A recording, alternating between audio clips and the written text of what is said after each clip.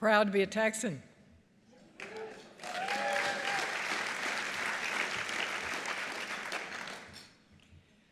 I'm going to introduce Lieutenant Governor Patrick, and many of you know that I worked for him for many years, but I don't think you know how I came to work for him, and because it's Texas Independence Day, I thought I'd tell you the story because it's a San Antonio story. So Lieutenant Governor was in a primary, wasn't Lieutenant Governor then, he was running and challenged the incumbent and 3 other statewide officers, officials, and he won the primary, but now he was in a runoff with the incumbent Lieutenant Governor. So naturally, he did what any politician would do, which was that he challenged the mayor of San Antonio to a debate on immigration. So the Democrats, they were cheering this. This is great. This will get Patrick out in front. It will let people know how nuts he is about this immigration issue, and he'll be much easier for Letitia Vanderpute to defeat than Dewhurst. So they were all over this. They thought this was a great idea. The Republicans didn't quite agree with them. They were running around going, why are you challenging someone to a debate that you're not running against? You're going into an area we're probably not going to win. It's his judgment was questioned. His judgment was questioned. I do a lot of debate preparation, and I lived in San Antonio, and I knew Julian Castro very well, so I got a phone call, and I packed up every piece of tape I could find with Julian Castro on it. He was a good debater. He's a lawyer. He'd been on TV quite a lot, you know, big star. So I took all that down to Houston.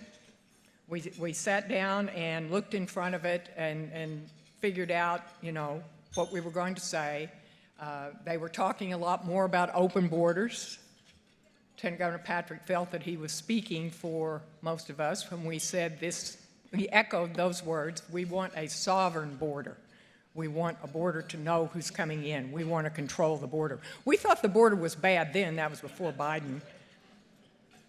And this happened during Fiesta, and we had totally ceded every piece. We were on the mayor's home turf.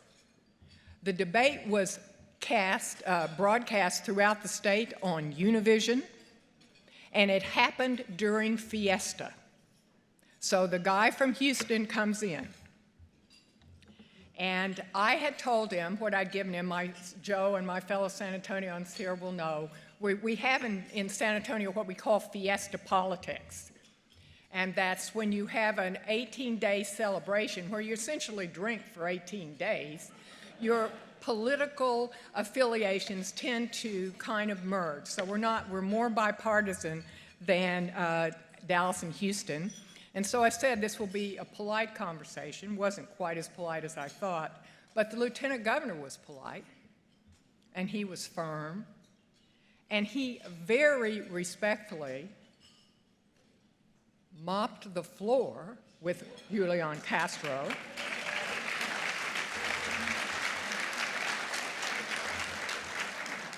On the issue of border security, on the issue of property tax, and the killer punch on the issue of life. It was an incredible evening. We walked out of there. He ended up defeating San Antonian Letitia Vanderpute by 900,000 votes.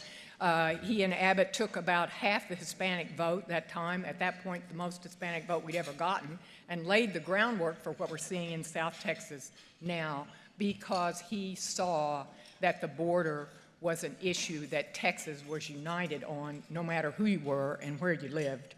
He was a leader on that. He's been a leader on property taxes. Taxpayer-funded lobbying, a big issue for us here at TPPF. Lieutenant Governor Patrick's passed it out of the Senate 3 times.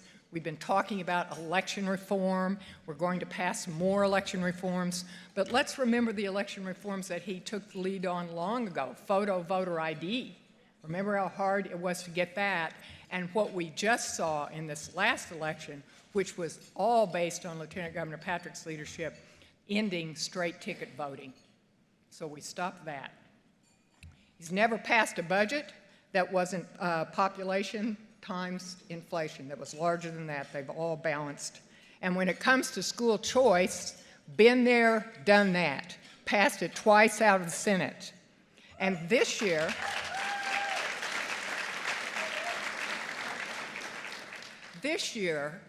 he's not only a leader on this issue, a recognized leader, he came to TPPF and sat down with our entire coalition. Mandy is such a great field commander on this issue, but Lieutenant Governor Patrick, working like a general, showed us what needs to be done exactly, where we're weak on the right flank, weak on the left flank, what will need to be done to ultimately get this bill passed. He is our North Star. He is the conservative leader for this state and for the nation. He's a guy we count on to be fearless and to be focused on the things that matter. And sometimes he knows before we do what that is, so we always listen when he speaks. I am honored to present our Lieutenant Governor, the Honorable Dan Patrick.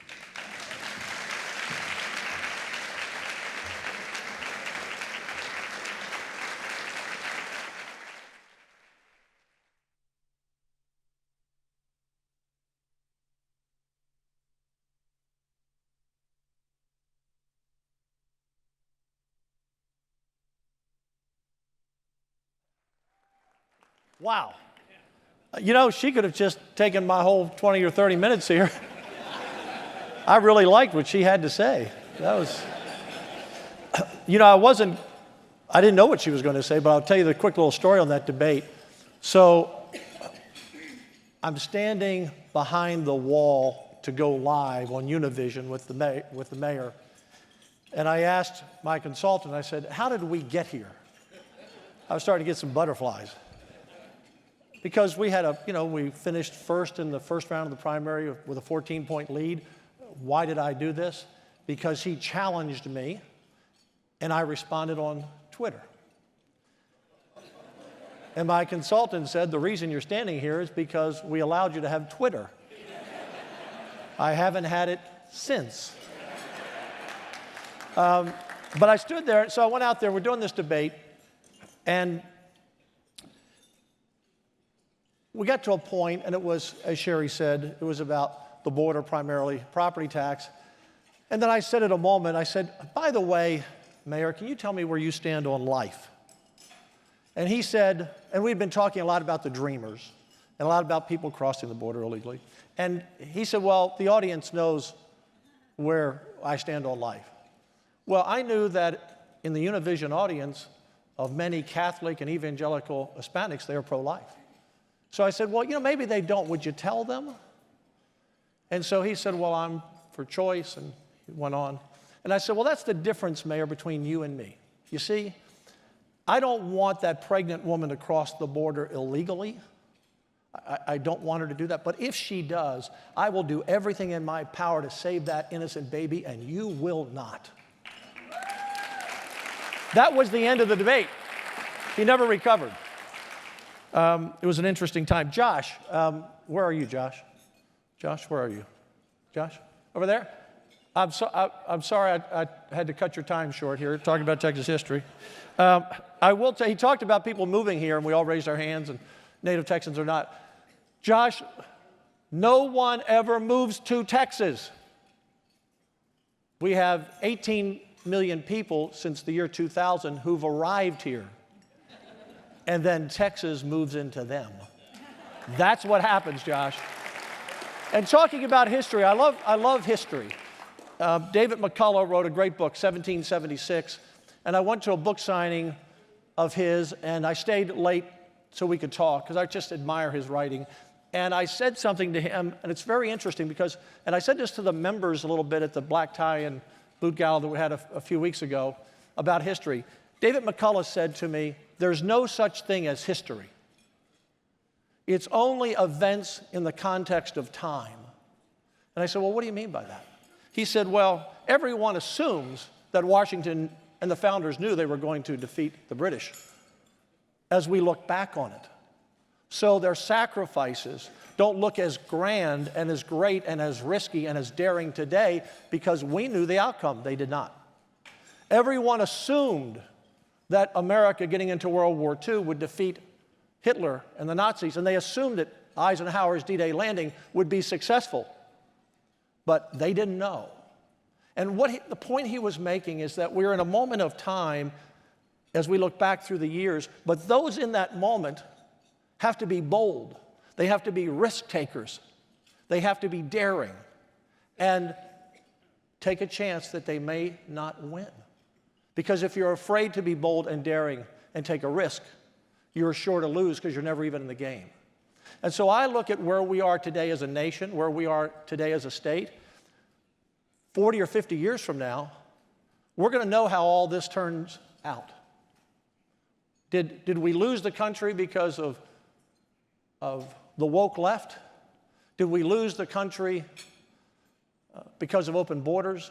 Did we lose the country because we're teaching America is a bad country in many of our universities and colleges and schools? Did we see World War III break out between Russia and Ukraine, spreading across Europe and impacting us? We don't know.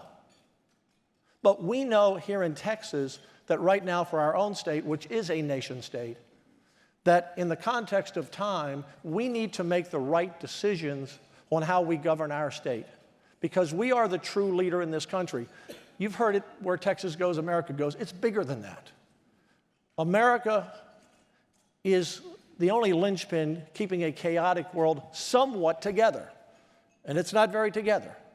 I mean, we kind of sleepwalk past what's going on in Ukraine and Russia.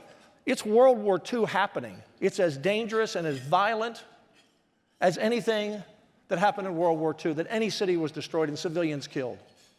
And we're just going about our lives. This summer, the travel agencies are already booking cruises up the Mediterranean and go to Paris for the weekend when 1,400 miles away, you have a war going on. So we don't know how all this is going to turn out. So we have to be bold in the Texas Senate and in the Texas House to make the right decisions for Texas so that we are the leader. The world needs a strong America, and America is not strong unless Texas is strong. And Texas is not strong unless we're a conservative state. We passed out to you today our top 30 priorities. These aren't my priorities. These are what people told me were their priorities. You know, some of you know I did a 17-day, 130-city bus tour across rural Texas. But these aren't priorities just of Republicans. They're priorities of independents. They're priorities of Democrats. Many of these issues are bipartisan. In fact, this will shock you. And it's been running this way since I've been lieutenant governor and similar before. But out of the bills we passed last year, over 1,000, only 23 passed with only Republican votes.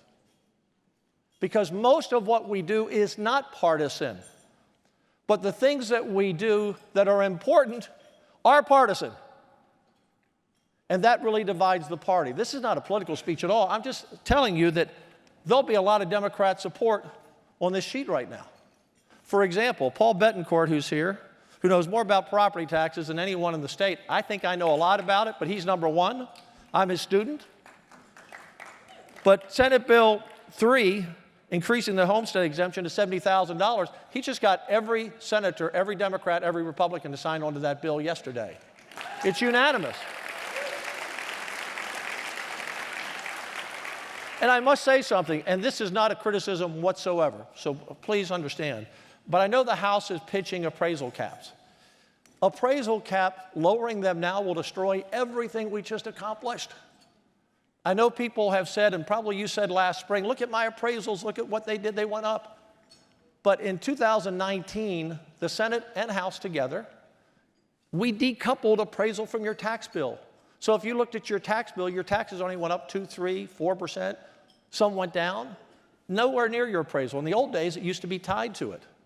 No longer. We ended that.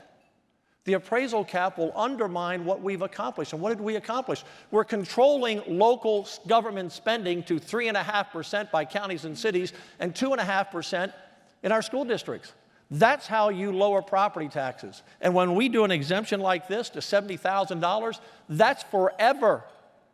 If you cut the appraisal cap now down to 5%, within 2 years it'll be up to 10%, and your tax rates are actually going to go the opposite way. So I think the intentions of the House are good, but that would be a disaster and undo everything we've done that has brought this property tax relief. And we're going to do even more, as the governor said and the speaker said, we're going to do about $15 billion worth of tax relief this time. But the appraisal cap is no longer needed because your appraisals don't impact your tax bill anymore. As values go up, your cities and counties must lower their tax rate to 3.5%. They have to lower their rate. They have to reduce the size of government. So that's the key. That's what we always have to do. So we're going to work on that. We'll work with them. So I did hear something this morning that the speaker said, and I said in my inauguration address, and I said it in my speech a few weeks ago where we honored him. I said, our goal is to make this the best session ever working with the other chamber. It should not be hard. It should be easy. We have the leadership in the House, in the Senate, and in the governor's mansion. And we're not always going to completely agree on everything, but this should be easy. And so I heard him say something this morning. I thought, I like this. This is a way of making it easy. He said that when it comes to criminal justice reform, if the House likes it, and TPPF likes it, and Donald Trump likes it, well, the Senate should like it. Well, on Senate Bill number, I'm going to look at the right number, number 8, parental rights, school choice. I can tell you that the Senate likes it, TPPF likes it, Donald Trump likes it, so it should be good enough for the House.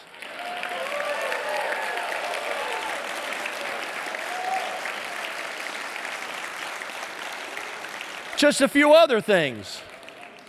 You know, Senate Bill number 12, banning children's exposure to drag shows. If the Senate likes it, and TPF likes it, and Donald Trump likes it, it ought to be good enough for the House. Senate Bill number 13, protecting children from obscenity in libraries. If it's good enough for the Senate, good enough for TPPF, good enough for Donald Trump, it should be good enough for the House. Senate Bill 15, keeping men from playing women's sports in college. If it's good enough for the Senate, good enough for TPPF, and good enough for Donald Trump, it should be good enough for the Texas House. Banning critical race theory in college like we did for K through 12. If it's good enough for the Senate and TPPF and Donald Trump, it should be good enough for the House. CRT should not be taught in our colleges to our young students coming on campus. And let me tell you something. Let me tell you how this started. I didn't start the fight over tenure. We're going to finish it, but I didn't start it. The professors at UT on the Senate faculty, out of nowhere, in the fall said, we're going to teach critical race theory at the University of Texas. And I tweeted out, I do it occasionally, they let me, with someone else's approval. I tweeted out, well, we banned it in our publicly funded K through 12 schools. You're a publicly funded university. We'll ban it at the University of Texas. They then, remember when guys, when you were little and you used to go and, you know, you had a baseball bat and you kind of did this on the, you know, to grab, see who's going to play first and who gets the pick. So they ratcheted up and they said, you don't understand. We are not accountable to the Texas legislature, or we're not accountable to the Board of Regents. That's what they said. That's what they said. So I tweeted back, if you're not accountable to anyone, it's time to end your tenure.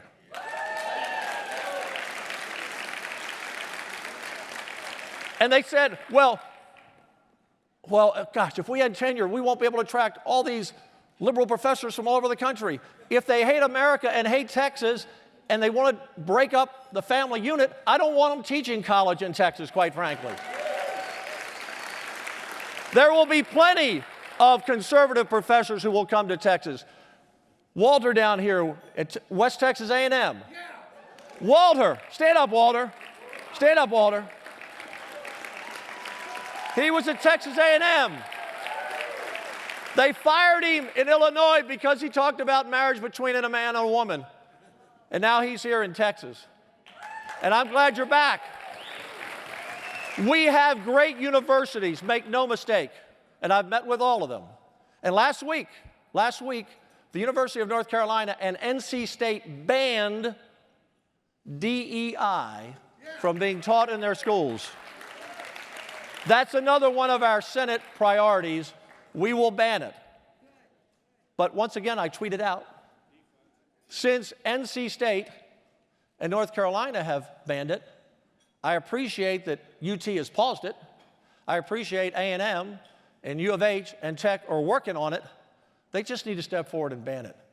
Period. We do not need that divisive public policy being taught in our schools and controlling who we hire and don't hire at our major universities. We must take the lead in Texas.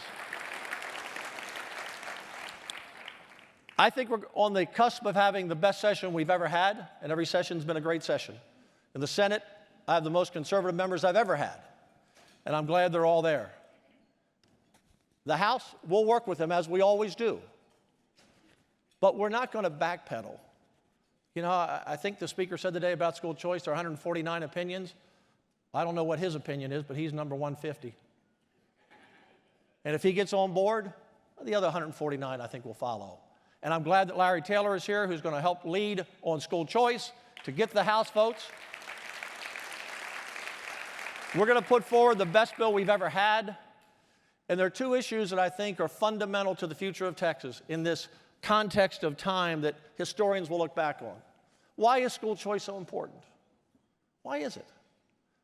Supported by over 80% of Republicans, 64% of independents, and almost 50% of Democrat families. It's real simple. Most of our public schools, we have 1,207 school districts, we have over 8,000 campuses. We got a lot of great public schools. Most of them are very good. But we have some D's and F's, failing schools. Is there anyone in this room who would permit your grandchild or your children to go to a failing school? You would do whatever you could, and most of you in here are capable enough of finding some money or taking out a loan to put them in a private Christian school or a private school somewhere. That's what you would do. But not everyone's like you. Not everyone can afford to do that. So we don't, I mean, if we're not going to pass school choice, then why don't we just restrict everybody by zip code and what college they go to? I mean, it's kind of the same thing. I'm sorry, you live in Lubbock. You can only go to Texas Tech. I don't care how much you want to go to A&M. The point is that no parent should be forced to send their child to a school that's a failure. No parent should be forced to send their children with a disability to a school that just can't handle their child, because not all public schools do a great job at that. No child should be forced to send their child to a school that they feel is not safe for their child. You know, we look at it, it's probably, if you look at other states in the past, it'll be 3 or 4%. We have 5.5 million kids in Texas public schools, 5.5 million. 5.5 million. 3%, 150,000 or so. So that's the end of education. It will improve education. It will make them more competitive. But mostly, those parents deserve that parental right to make that choice for their child, and we should not leave here this year until we pass school choice. I don't care how many special sessions it takes. I mean, we only come here, remember, we only come here 5 months. So if you have a 4-year term, if you're in the Senate, 5 months times 2, you're here 10 months. You're not here the other 38 months, unless we have a special session. So we have time. We got time. I don't have any plans this summer. I mean, the Democrats didn't have any plans last summer. Remember, they went to Washington. We hung around. So we just need to come together and pass a good school choice bill, work with the Senate, work with the House, find the best solution, and let's move forward on that critical issue where we are falling behind other states. For our children. It's not about anybody but the children and their future. You can't live the American dream if you don't have a great education. You just can't live the American dream without it. Other key issue. We must not leave here until we pass a bill that makes our grid reliable and adds more natural gas power, so we have the power we need.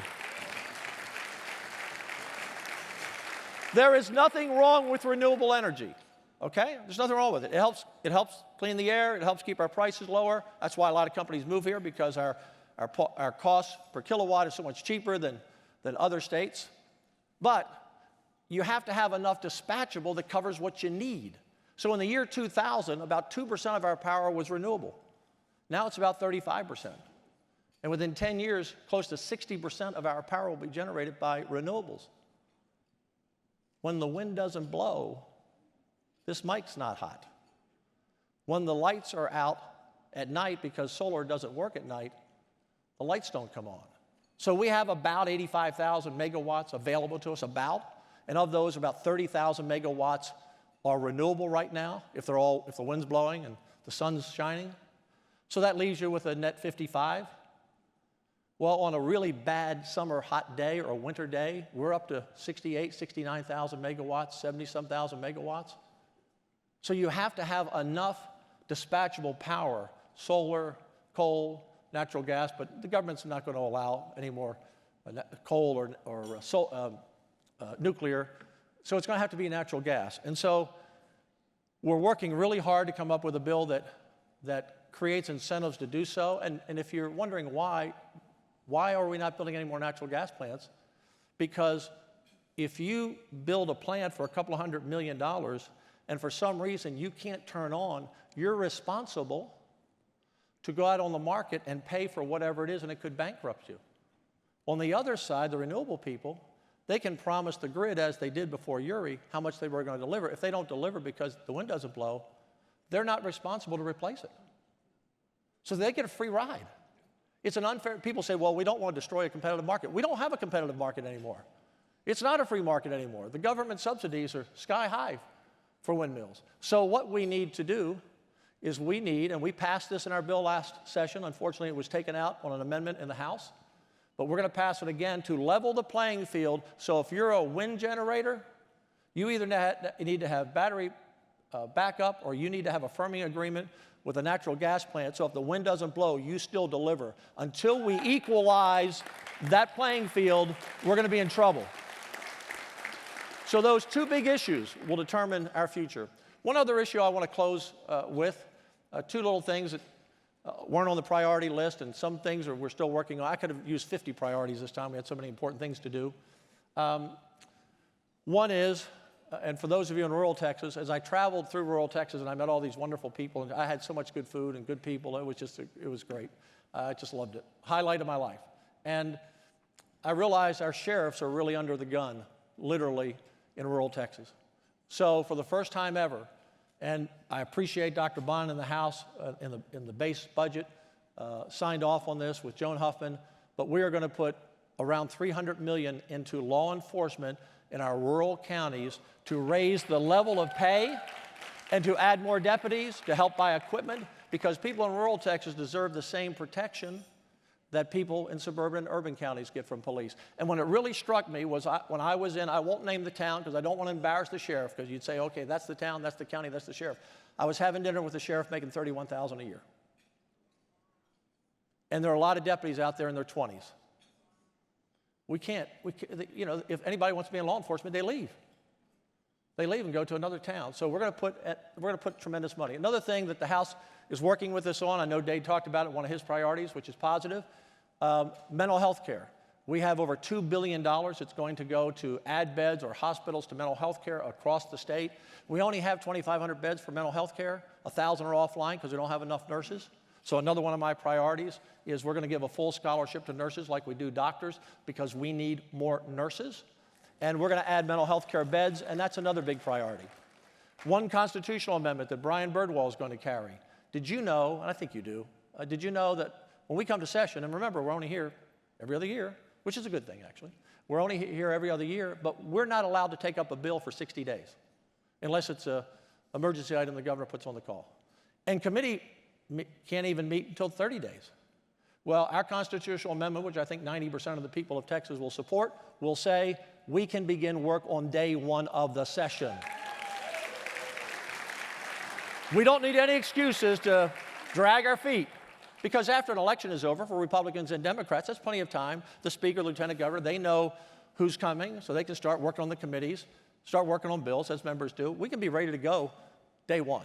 The second bill, and I've talked to law enforcement, and the ones I've talked to like this idea, but we started a gold bullion, our own state-owned gold bullion depository last year, and it's worked better than anyone thought. I want to do the same thing. I want Texas to make its own ammunition in Texas for law enforcement who today don't even have enough ammunition to train. If we want every police force to be trained properly, they need to practice. They don't have the ammunition. So we will contract out, like we did with the gold bullion, to build the plant. They'll make it. That ammunition will be Texas-made. Most of our ammunition today comes from Korea, China, and Russia. Most of our ammunition. And we're not going to sell it to consumers, so we're not having government competing with private sector, but they can send it to any company that makes ammunition in Texas. So if Federal and Winchester want to move to Texas, we'll help you get a whole lot more ammunition. This will help our police have the ammunition they need and save us on all the things we've talked about, our independence. If you can't defend yourself with the Second Amendment, if the police can't defend us because they don't have enough ammunition, I don't want any federal government at any time in the future cutting off that supply. So we ought to make it here in Texas. I want to thank all of you. You have no idea, you really have no idea of how important you are. And I tell you this when I speak. I know last time I spoke to you, I brought my John Wayne vest. No one remembers anything I said because they all put the vest on. It was a fun day.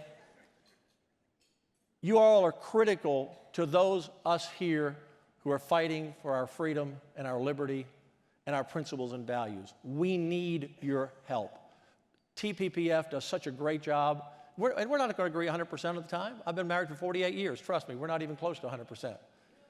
My wife didn't even like wearing this today. She said, "Are you wearing that?" I said, "No, dear. I'm just trying to see if it still fits. What can I wear?"